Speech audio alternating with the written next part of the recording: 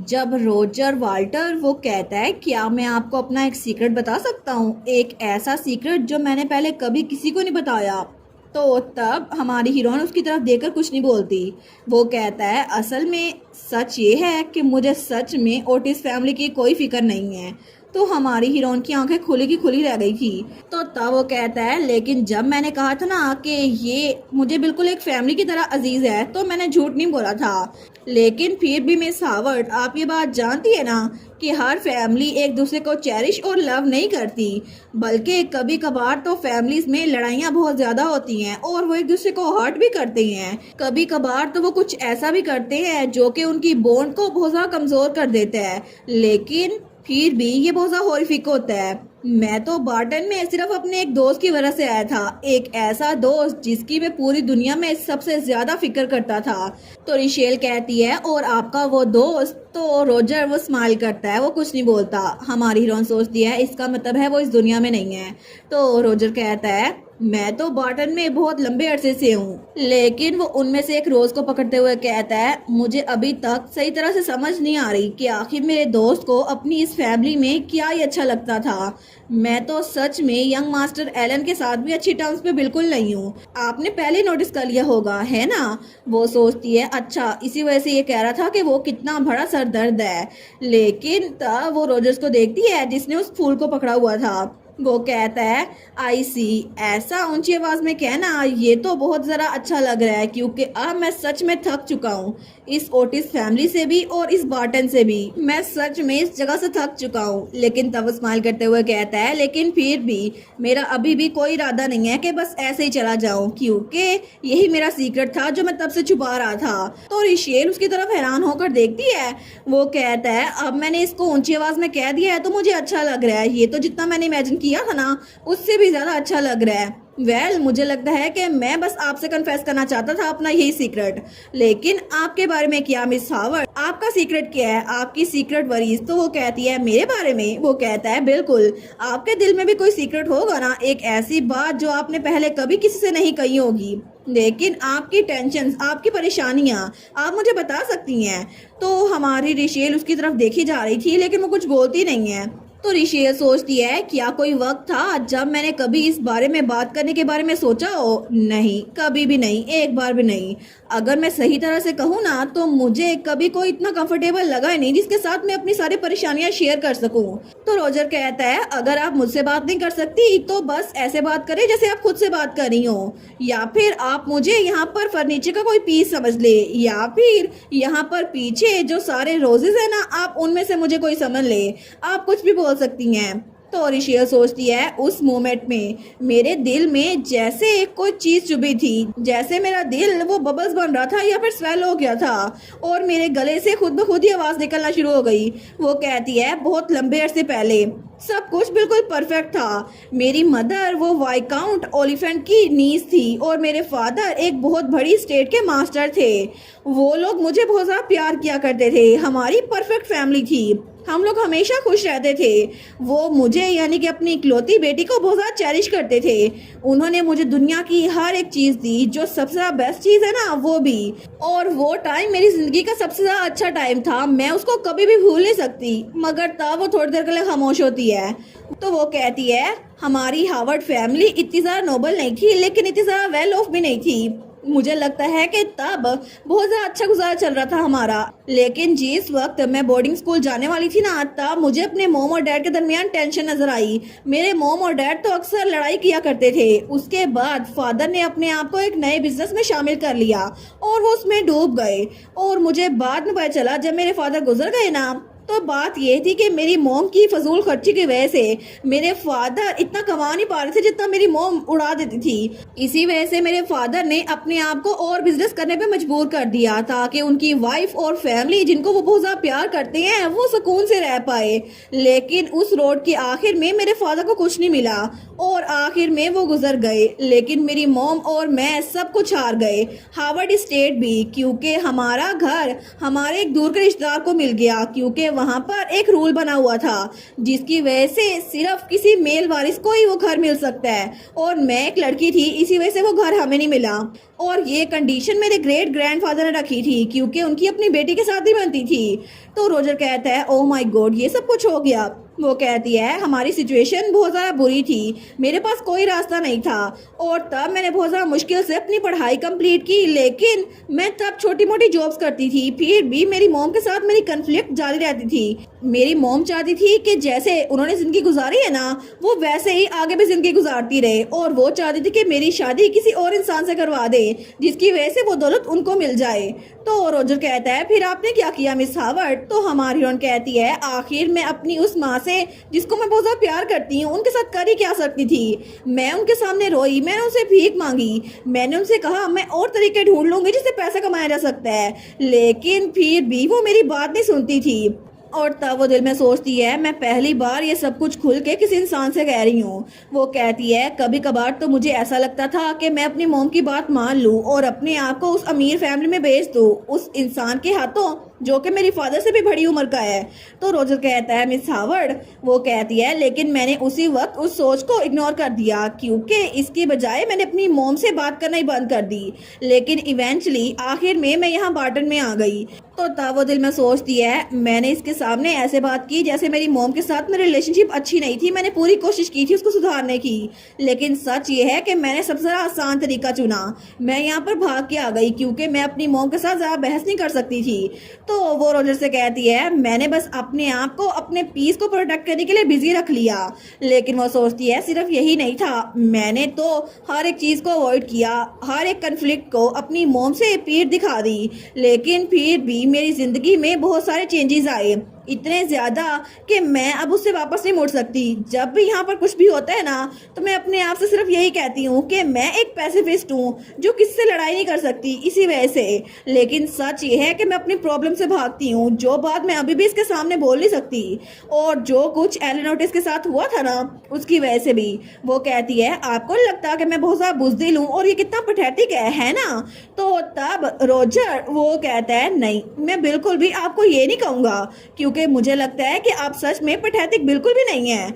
और तब वो कहता है ये दुनिया करीज की बहुत ज़्यादा तारीफ करती है क्योंकि हम अपने सामने कन्फ्लिक्ट को फेस टू फेस सामना करते हैं, लेकिन कुछ लोग ऐसे होते हैं जो ये कर पाते हैं, लेकिन ज़्यादातर लोग ऐसा कर नहीं पाते और उनको इस सिचुएशन के बारे में कुछ नहीं पता होता, इसी वजह से वो अपने प्रॉब्लम से दूर भागते हैं जिसकी वजह से प्रॉब्लम और ज़्यादा बढ़ जाती है। लेकिन ज़्यादातर वही करते हैं जो उनके सेंटर पर डिपेंड करता है। तो रिशेल कहती है उनके सेंटर पर? वो कहता है बिल्कुल, हर एक के सेंटर अलग अलग होता है, जैसे कि उनकी सोच, जिसकी जैसी सोच होगी ना वो बिल्कुल वैसा ही होगा। अगर किसी को अपने आप को प्रायोरिटाइज करना है ना तो वो उस जगह से भाग जाएगा। जैसे कि अगर मेरे पीछे बहुत सारी प्रॉब्लम्स हो तो मैं उस प्रॉब्लम को इनकाउंटर करने के बजाय उससे दूर भागूंगा, लेकिन दूसरी तरफ कुछ लोग होते हैं जो प्रॉब्लम्स को जितना मर्जी सफर कर लें वो डट के मुकाबला करते हैं, और वो लोग ऐसा ज़रूर करते हैं फिर भी उनका कोई फ़ायदा नहीं होता और आखिर में उनके साथ बहुत ज़्यादा बुरा होता है। इसी वजह से मुझे लगता है कि आप जो कुछ भी कर रही हैं ना वो ठीक कर रही हैं। आपको पता है ना ऐसे लोग जो दुनिया में बहुत ज़्यादा इंपॉर्टेंट होते हैं उनको लगता है कि वो हर एक चीज़ से प्रॉफिट लेंगे, जैसे कि आपकी मॉम, उनको लगता है कि उनकी सारी रिस्पॉन्सिबिलिटी वो दूसरों को दे देंगे, लेकिन ऐसे लोग को पता नहीं होता कि दुनिया के सबसे बड़े विक्टिम वो खुद ही बना रहे हैं। और इसी वजह से मुझे लगता है कि कावर्ड और पैथेटिक जैसे लेबल आप पे सूट नहीं करते। और तब उसके बाल पीछे करते हुए कहता है मुझे लगता है कि आपके लिए जो अल्फाज इस्तेमाल होंगे ना वो होगा काइंड इंसान, क्योंकि मिस हावर्ड आप तो बहुत ज़्यादा वंडरफुल इंसान है। तो रिशेल कहती है मैं और एक वंडरफुल इंसान? वो कहता है बिल्कुल, आपको नहीं लगता कि आपने जो कुछ भी किया वो आपकी अपनी चॉइस थी, आपने ये सब कुछ इसलिए किया क्योंकि आपके पास और कोई चॉइस नहीं थी, क्योंकि आप अपने आप को प्रायोरिटाइज कर रही थी, आपको अपने आप को चेरिश करना होगा।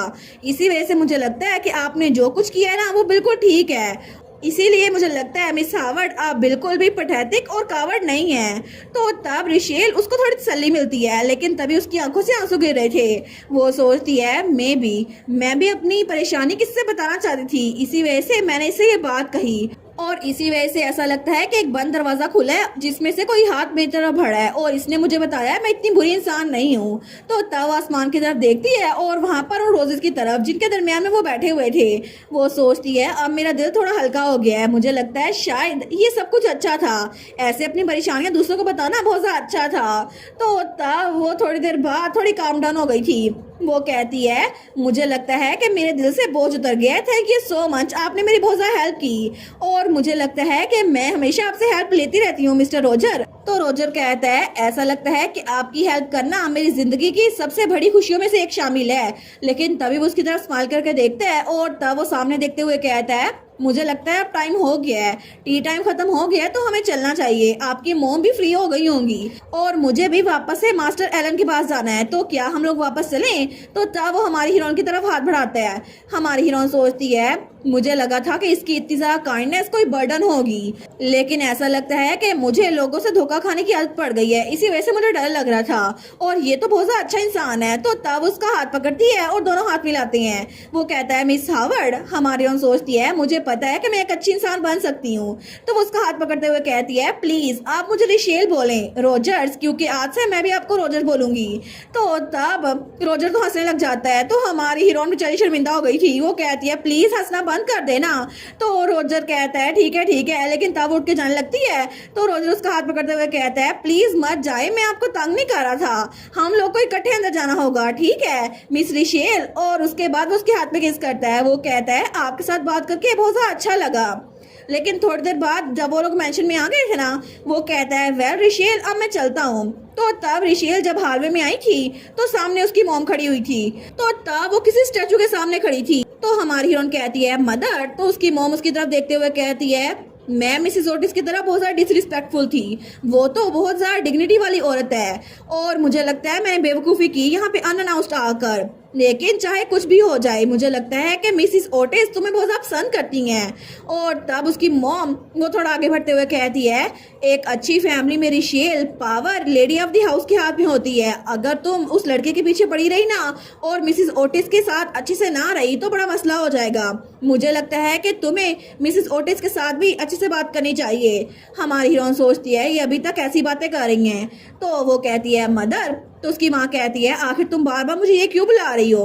तो रिशेल कहती है मदर प्लीज दोबारा कभी भी बाटन में मत आइएगा। तो उसकी मॉम को गुस्सा आ गया था। वो कहती है क्या तुम कह रही हो कि मैं तुमसे कभी बात भी ना करूं, तुम मेरी बेटी हो, क्या मैं तुमसे मिलने के लिए भी नहीं आ सकती, तुम इतनी हार्टलेस कैसे हो सकती हो। तो रिशेल कहती है यहाँ पर अकेले ट्रेन से ट्रेवल करना बिल्कुल भी सेफ नहीं है, मैं इस वजह से परेशान हो रही हूँ क्योंकि मुझे लगता है आप हर्ट हो जाएंगी।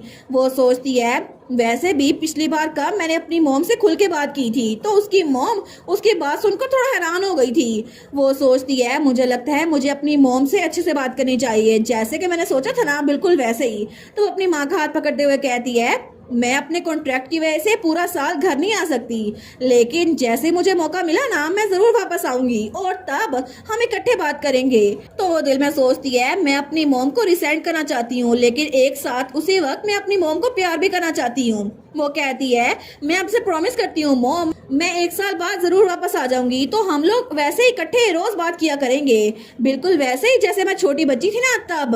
वो सोचती है इस बार मुझे कोई डर नहीं है, मैं बस चाहती हूँ कि मेरी मॉम वो मेरा इंतजार करे। तो रिशेल कहती है कि आप मेरा इंतजार करेंगी मॉम। और तब उसकी मॉम को छोटी सी रिशेल भी याद आती है, लेकिन तभी उसकी मॉम अपना मुंह पीछे कर लेती है। तो तभी उसको भी अपनी गलती का पछतावा होता है। वो कहती है कितनी सरप्राइजिंग बात है ना कि तुम मुझसे इतनी स्वीटली बात कर रही हो, जब से तुम्हारे फादर की डेथ हुई है ना तुम कभी भी मुझसे ऐसे बात नहीं करती थी। लेकिन तब उसकी मॉम उसका हाथ पकड़ते हुए कहती है ऑल राइट रिशेल, मैं तुम्हें 1 साल में मिलूंगी। और तब उसका हाथ जोर से पकड़ लेती है। वो कहती है तब तक के लिए मैं उम्मीद करती हूँ कि तुम अपना ख्याल रखोगी और मैं तुम्हारा इंतजार करूंगी। और तब उसकी मॉम आहिस्ता आवाज में कहती है और तुम्हें एक लफ्ज बोले बगैर भी चले नहीं जाना चाहिए था, थैंक गुडनेस तुम ओटिस स्टेट में हो, तुम्हें पता भी है मैं कितना परेशान हो गई थी, लेकिन हमारी हीरोइन अपनी मॉम की ये बात सुनकर खुश हो गई थी। वो सोचती है शायद मुझे मिसअंडरस्टैंडिंग हुई थी, मेरी मॉम मेरे लिए परेशान थी, इसी वजह से यहाँ पर आई है। तो उसकी मॉम कहती है आखिर तुम ऐसे स्माइल क्यों कर रही हो? तो रिशेल कहती है मैं तो बस खुश हूँ। तो रिशेल कहती है क्या मैं अजीब दिख रही हूँ? तो उसकी मॉम कहती है नहीं नहीं, बस तुम्हें ऐसे देखना थोड़ा अजीब लग रहा है, और मुझे लगता है यहाँ पर सेंट ऑफ रोसेस कुछ ज्यादा ही है, मेरा दिल तो धड़कना बंद ही नहीं हो रहा। तो थोड़ी देर बाद रिशेल अपनी मॉम को बाहर छोड़ने आई थी। वो कहती है आपको अपनी उम्र में केयरफुल रहना चाहिए, लेकिन वहां पर एक बग्गी भी थी। तो वो कहती है क्या उन्होंने आपके लिए कैरेज भी अरेंज कर दी? लेकिन थोड़ी देर बाद उसकी मॉम बग्गी में बैठ गई थी। तो तब वो जाते हुए कहती है अपना ख्याल रखना रिशेल, और तब उसकी तरफ हाथ बढ़ाती है। वो कहती है और तुम हेल्दी भी रहना। तो रिशेल भी खुश हो गई थी। वो अपनी मॉम का हाथ पकड़ते हुए कहती है आप भी मदर। तो रिशेल सोचती है मैं इस वक्त यहाँ पर जो फील कर रही हूँ ना, वो एक उम्मीद की किरण है, क्योंकि मेरी मॉम, मुझे लगता है मैंने पहली बार इतने लंबे अरसे में उनसे इतने अच्छे से बात की है। तो उसकी मॉम भी स्माइल कर रही थी, लेकिन तब रिशेल वो उस बग्गी को जाते हुए देख रही थी। वो सोचती है जब हम दोनों दोबारा 1 साल बाद मिलेंगे ना, तो मैं उम्मीद करती हूँ कि हम लोग इकट्ठे बहुत ज़्यादा बातें करेंगे, अपनी दिल की बातें खोलकर, क्योंकि मैं अपनी मॉम के साथ अपना रिश्ता ठीक करना चाहती हूँ। लेकिन तब उसकी मॉम की बग्गी वो उसी ब्लैक फॉरेस्ट के अंदर से गुजर रही थी, और तब वो बग्गी बहुत ज़्यादा खतरनाक ऑरा दे रही थी, जैसे आगे बहुत ज़्यादा बुरा होने वाला है। और इसी के साथ ये वाला पार्ट यहीं पर ख़त्म। तो आप लोग बताइएगा आप लोग को ये पार्ट कैसा लगा, और वीडियो को लाइक और चैनल को सब्सक्राइब लाजमी कीजिएगा। बाकी वीडियोस का लिंक भी स्क्रीन पर नज़र आ रहा होगा, तो काइंडली उनको भी चेकआउट कर ले। और thank you so much for watching my videos. Stay safe, bye bye.